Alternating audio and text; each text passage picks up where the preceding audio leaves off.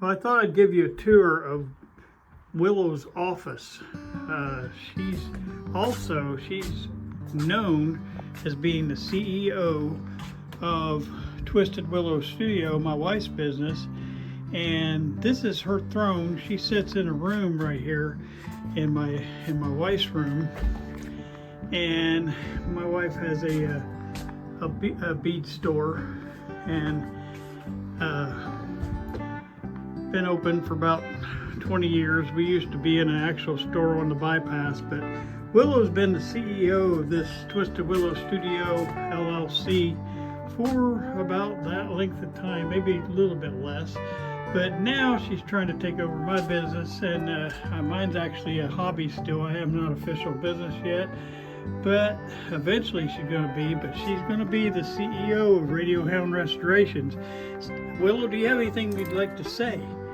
Would you like to tell anybody about your new endeavors? Like I say, you're a very experienced CEO and you run this business quite well. And she sits in here with all the ladies and she keeps everything straight in this room. But now she's wanting to be over my business. So right now she's being CEO of Radio Hound Restorations. And as soon as it becomes an official business, she will be officially in that title. Willow, do you have anything you would like to tell the people? What would you like to say? Are you happy about your new endeavors? You are such an entrepreneur. Well, no comment here, but we're ready, aren't we? She's very experienced in what she does.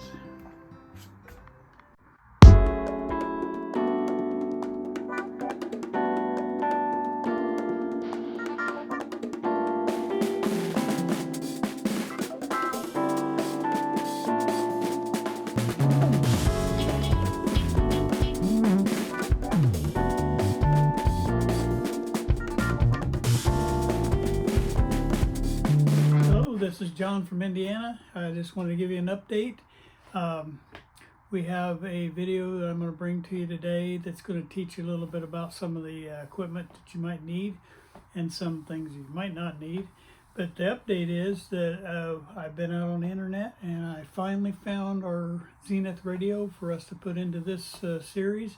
And I went down and picked it up. I'll tell you a little bit about that when I do the next video. The next video will be about picking that radio up, and then we'll also do a tear down on it and get the chassis pulled out and get it inspected and kind of see where we're at on that video. And then we're actually going to be able to start this series. But I thought I'd take this video and kind of show you a little bit of some of the equipment that we have behind me here, and that way it kind of familiarize you a little bit about it. Now, as we use each of these pieces of equipment, I'll explain it more in depth. This is just an overview again of some of the stuff that I use, and I've been doing this for a little while, so this is what you can do at the minimum. There's guys that have a lot more equipment than I do, and to me, I'm simple. I like to keep it bare minimum, and this is the bare minimum what I'm going to show you today. So I hope you enjoy the video today. It won't be very long, but I'm going to try to, a couple things you can't see that's behind me here, but I'm going to try to put a picture in there so you'll be able to see what that item looks like. So in case you do want to go get something like that yourself, you'll kind of get a picture of what it looks like. But as we get into the actual working on this radio, like I say, I'll go over that a lot more in depth. So I'm kind of looking forward to this, and I'm excited to tell you the story about the radio that we picked up. So hang in there and enjoy this video. Okay, I'm going to start off the video today kind of showing you my homemade little testing device that I built. I'm going to give you a general overview of this, and then I'll kind of break down each part of it. But this is something you do not have to have. This was something I built later on because I just want to consolidate all my test equipment in one area. But on the left side, when you're testing a radio, the first thing you'll do is you have to bring that power up, and from this side right here, from this line right here, that way, that's all where you power up your radio. It has three main parts to it. The first part, well, yeah, kind of 4, because this meter up here, I track the house voltage. The house voltage changes a lot, and all that is just give me a reference point of where, like if I've got 122 volts or 125 volts coming into the house, it kind of gives me a picture of that, and that's why it's called the mains. But right behind that wall, which I don't have where I can show you, but I'm going to put a picture in the picture where you can actually see what one looks like. The first thing in line is a isolation transformer, and I will go into depth on that when we actually start the series. But the isolation transformer is the very first thing plugged into a wall. You plug that into the wall, and it's just a 1-to-1 transformer, and what it does is basically it does what it says. It isolates you from the earth ground. And what that isolation transformer is to protect you. That'll protect you from getting a major shock that might kill you. Now, you will get shocks, and you can get shocks that'll kill you even on the other side of that, but it has a primary and a secondary that don't touch each other. Basically, your AC jumps across there magnetically, but it's not hardwired across, so therefore it isolates you from that earth ground that's out at the pole. Okay, the second thing is this black knob right here, and it's called a variac. There's a big red piece of equipment behind there. That's just the top knob on it. I will put a picture in there on that too, so you'll see what that looks like. But that is called a variac, and what that does basically is what it says. It varies the voltage. So you can start out with 0 volts, and you can slowly bring your voltage up on your radio, so you don't shoot a bunch of power in there, maybe have something wired wrong or something wrong with it. You can slowly bring your voltage up, and you can see indicators of whether something's not right in the radio, and if it's bad, you can just flip it back like that, and you got it down to 0 volts real quick. But you can bring it up to full voltage over here on the side, you know, like 120 something. But that's what that does. The variac plugs into the isolation transformer that's behind here. So it's the isolation transformer plugged in the wall. The variac is plugged into the isolation transformer. And then next in line is what they call a dim bulb tester. Now you can see them online and see how to make them. I will show you my layout for how I made this one, because this one actually has 4 bulbs. Most of the dim bulb testers only have 1 bulb, and you just put different bulbs in. I just made it where you physically don't have to do that anymore, and I can dial in different bulbs. I can put a 40-watt bulb in, I can put a 60-watt bulb in, I can put a 60 and a 40, which gives me a 100-watt bulb, and I can do, you know, a 60, 40, and a 60, and I got a 160. You can kind of get the idea. But basically, you have all your bulbs that you can put in. The way you do that, the isolation transformer that's over there, that protects you. The bulb thing, well, it protects you in a way, because it lets you know when high amps are there, but it mainly there for to protect the piece of equipment you have plugged in.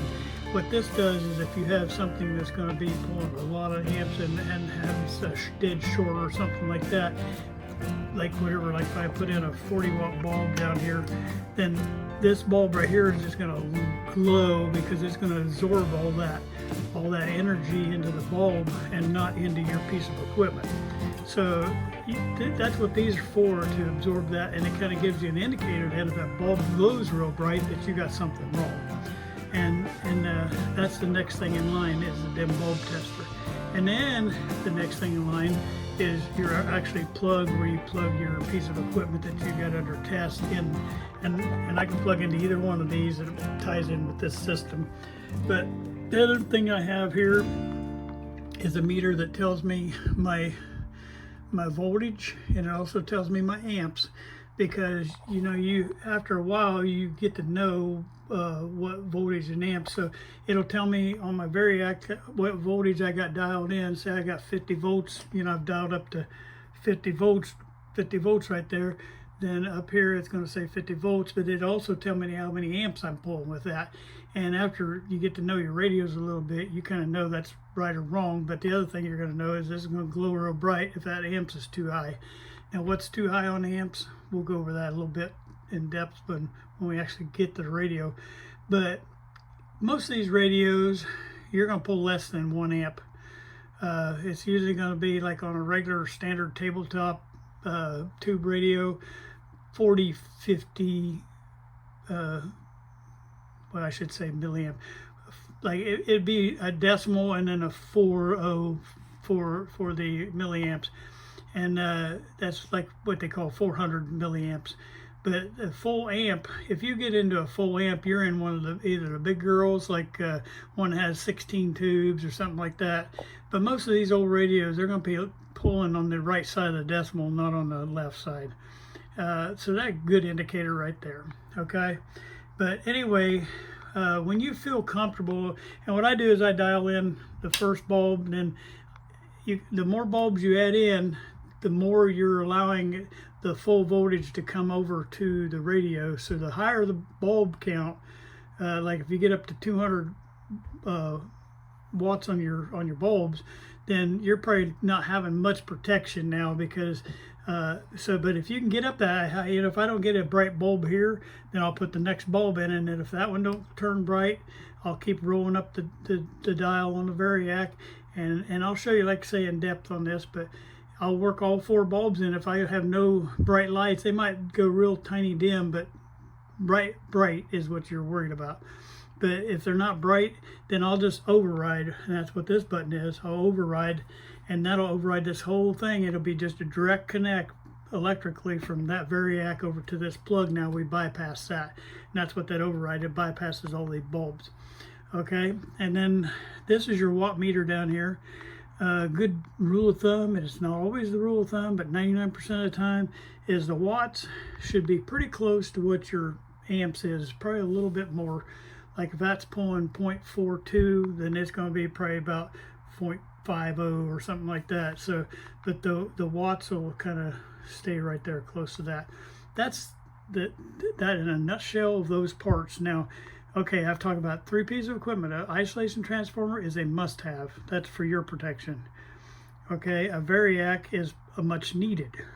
Okay, and then the dim bulb tester, I consider that a must-have. That if you're gonna be testing this stuff, you want to see a dim bulb tester, because you can't do good diagnosis, and you're going to blow up something that you're working on a customer or working on your radio. You're going to burn it up without the dim bulb tester.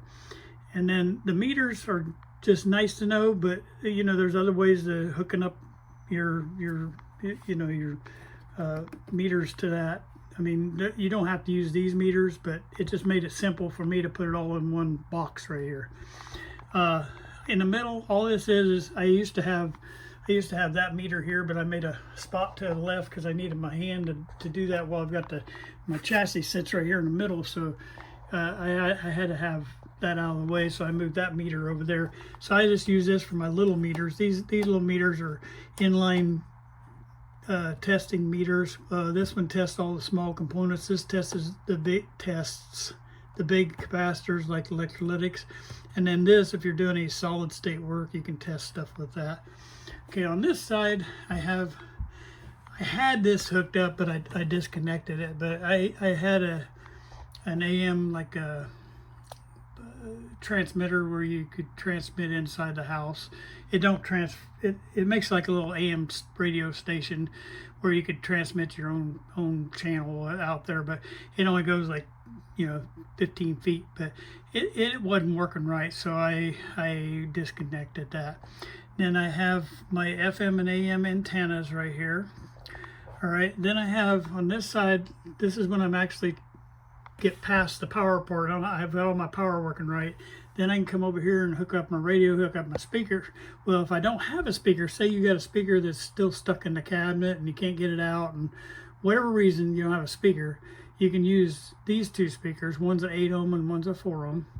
And it's just test little speakers. And if I was to blow them up, it'd be so easy to just change them out, because they're just little junk speakers that are in there for me to test to make sure I got sound coming through. And so anyway, basically that's what these switches are for, if I want to switch between my 4 ohm or 8 ohm. And then also you see DUM, and that stands for dummy. You can put a dummy load, because in behind here I've got a series of resistors that can act like a 4 ohm or 8 ohm speaker, because, you know, I don't know if you don't know this, you can put a large resistor. Let me see if I can pull one back here. You can put resistors like this, and they can act like things, give the same load variance as that. Now you're not going to hear anything with the dummy one, but at least it won't, because you have to have some kind of load on there or it'll mess the radio up. It might burn it up. So you got to have some kind of load. But you can flip the dummy if you just want to see on your oscilloscope up here. If you just want to see just the signal, then you can do that with just a dummy. So you can flip between 4 8 ohm or dummy, and then there's a few variations over here. I'm not going to go into that right now. We'll go into that later.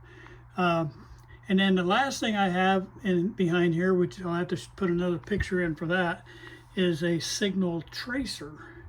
And when I flip that button right there, this turns my signal tracer on, and basically it comes out of this hole right here. It's a little cord, and I've got my cords all tangled up down here, but it has this guy, and you can touch, first you can flip it whether you're testing the audio or RF. That's your radio frequency or just an audio tone. And you can touch, what's nice about this is you can touch anywhere in the radio and not damage this. It's got protection. So a lot of the tracing equipment you can't put on a high voltage because you'll just fry the piece of a test equipment. But this particular thing, you can even put it on plate voltage. Like if it's got 260 volts there, you can put it there, because you still have sound, AC sound coming through there, and you can test that, see whether you got sound there or not. Oh wow, we gotta look at that. I got a black squirrel that's coming to visit me. I'm sorry, I got sidetracked. All right, so anyway, with this, and you basically just hook one side to ground, and then you just start testing through the radio, and you can figure out where you're losing your signal at through the radio, and that's what that little button does. So that's that in a nutshell, and I got a power bar. Now up top, I have a few things that I use. You don't have to do this, but because, okay, I'm gonna start here. This is a signal generator, but here is the original one that I used for many years. It basically, if you want to generate an audio tone that acts like it's a radio frequency, if you're just wanting to test it because you can't get an AM radio station or whatever, it helps you to align your radio, and we'll show you how to use those. Now I can't use this one right now because I don't have the probes for it, but this is the machine that I started on. It was okay, I can't see the name on it. Anyway, it's a Heathkit, but I thought it had a model number on the front of it. But you can find these out on the internet, like 50, 60 bucks, easy. And sometimes a lot cheaper than that. But they work awesome. This just gives you a quick tone. If you want to put in, say you're putting in your intermediate frequency, you can put in it at 455. And see, you just flip it over to A, and then roll this down on A column is the top one, and then you just roll it out to 455, and it would put out a 455 tone. And basically you insert that into the radio, and that gives you a tone all the way through your radio. And it's just like a tone, like a beep, you know, and it runs all the way through the radio, and you can do all your trimming for that. Well, later on though, I went ahead and forked out the money. These are kind of expensive. This brand right here is the best though. I don't even know half of what this machine does, but I do know how to do what I need to do. So I'll show you what I know, but there's a ton of things that you can do with this. I'm not going to be able to teach you. You'll have to get your own research on that. But this is your signal generator. So the thing that was in that behind this wall here, that was a signal tracer. This is a signal generator. This basically is the generated signal that you'll put through that you're going to use the tracer to trace with, so you can figure out where you're losing that signal. But this is what you send it out with. And I will show you how to use what I know how to use on this. and it's the port that I know is quite easy, but there is like 3,000 other things you can do with this, and they're expensive. They're probably $300 now, but I went ahead and broke down and bought me one, and I don't regret it. Okay, here's the next thing is the oscilloscope. Now you can start off with one of the old oscilloscopes out there. They got tons of them. They got BK, Textronics. They have all kind of brands out there that are you can get on the internet real cheap. Now this one's up in the dollar range too, a little bit, same company. But this basically gives you a visual, so you can hook this to your speaker, and I can show you on this old speaker right here. You would hook. This is what these two little buttons right here. Those wires go down to your voice coil, which is up in underneath here. That's what I was working on, this old speaker here. And let me get it tipped up. And your voice coil set. Well, I can show you maybe from the top, be better. Your voice coil sits down inside there, right in. It goes. It's a wired coil that goes around that steel bar right there, and basically it goes into that voice coil. And you just put your oscilloscope on either side of that. Clip one lead here and one lead here, and what it does is it gives you a signal up here, and it'll be just like a sine wave. And you can adjust that up and down. I'll show you how to do all that. But basically, when you're trimming, when you're sending a signal through, and you get your signal all the way through the radio by signal tracing it through there, and you got a good signal coming out on your speaker now, then you can see it right there, and then you can make it bigger or littler. And of course you want to make it bigger because you want to get the best sound you can out of it. So that's what this kind of helps you do, to help you adjust those things on your radio, to adjust that to maximum so you can get the best sound and the best volume and resistance out of your radio, basically. So that's what that piece does. And then you have over here with a kind of like an old voltmeter. This is a BK version, but basically it's the hand version of, you know, the old meters. I don't use that one anymore, but I would use it in a pinch if something happened to my meter over here. I love the fluke meters, but if something happened to that, plus there's some alignment procedures that request you to use the old vacuum tube voltmeter on these old radios, and so sometimes we use that. Another thing that I keep here is an old transistor radio, and you think, why would you have that? Well, there's times when you have an old radio and you can't tell whether the oscillator is working or not. Sorry, I'm getting the hiccups. I can't believe that. But basically, you can't tell whether the oscillator is working or not. Well, you can use an old transistor radio, and it'll let you know if that oscillator is working. So I think that's pretty cool. Another thing that you need to have, is not really a piece of equipment, but some kind of form of something to set here that would. People use really expensive things that suck the solder, but when you're soldering, that plume of smoke comes up. Well, I like something to blow it away from my face, so I let it sit off the side while I'm soldering. It blows it before it comes out for me to breathe, because that stuff's pretty toxic that comes off of that solder. And then, of course, the next thing is the soldering gun itself. I use the Hacko, and I love the Hacko. I use the Hacko 633, and I'm sorry, my bench is a mess because I've been in some really nasty radios. You see some of the stuff that I'm coming out of the radio I'm on right now, and I'm not good about cleaning up in between radios, but a lot of these have mouse houses and everything else in them. The rest of my houses don't look like this, just so you know. But it's just my bench. Sometimes I don't get it cleaned up, and I should. The next thing is this is one of my favorites right here. This is a night tube tester, and this is where you'll test all your tubes, and I'll show you how to use that also. This one's really easy to use and quite helpful. This you don't have to have, but this right here is it has a it gives you your voltages for battery type radios, because a lot of battery type radios uses a whole different set of voltages, and basically like what it says, you have to come up with battery values actually. But for testing, you can give it all these different voltages you see over here, and whatever port it needs, because on a lot of these old battery sets you use 3 or 4 or 5 different voltages in different parts of the radio, and you don't have a transformer in there or anything like that to give you that voltage, so you have to create them from a group of batteries or a tester like this. That one I don't do a lot of battery sets because I don't like doing them, but that doesn't mean you can't. Okay, let's see. There is just on that battery, I don't have it out, but they have, it's sitting down here, but you have an RB3, and that's the new version of that. That's kind of like when I bought these to replace that. Well, the RB3 replaces something like that, and it does a phenomenal job. Everybody's buying those, and I break that out if I ever have to do a battery set.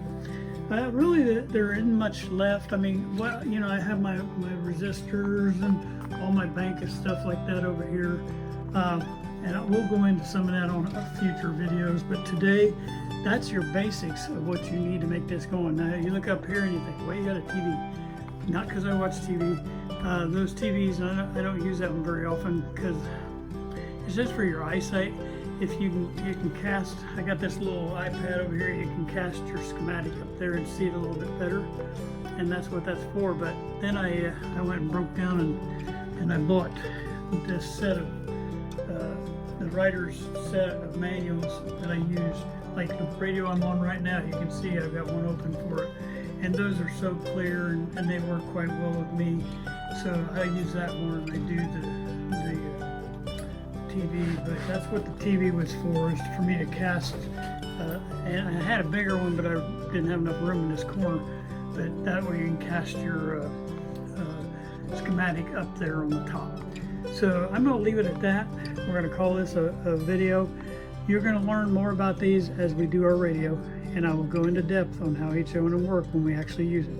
So if you have any questions, you can reach out.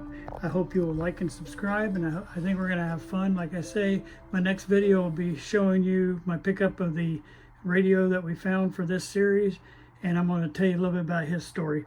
All right, thank you for your time today. Well, hey, thanks for watching the video today. I hope you enjoyed that, and I hope that you will reach out to me if you have any questions on anything. Like I say, hold the questions of detail how something works, because I'll be going into that as we do the series. But if you have any just general questions, maybe on where to go and look for some of these things, I can help you with that. But I thank you for watching today, and I hope you really enjoy this series. Thank you very much. Bye-bye.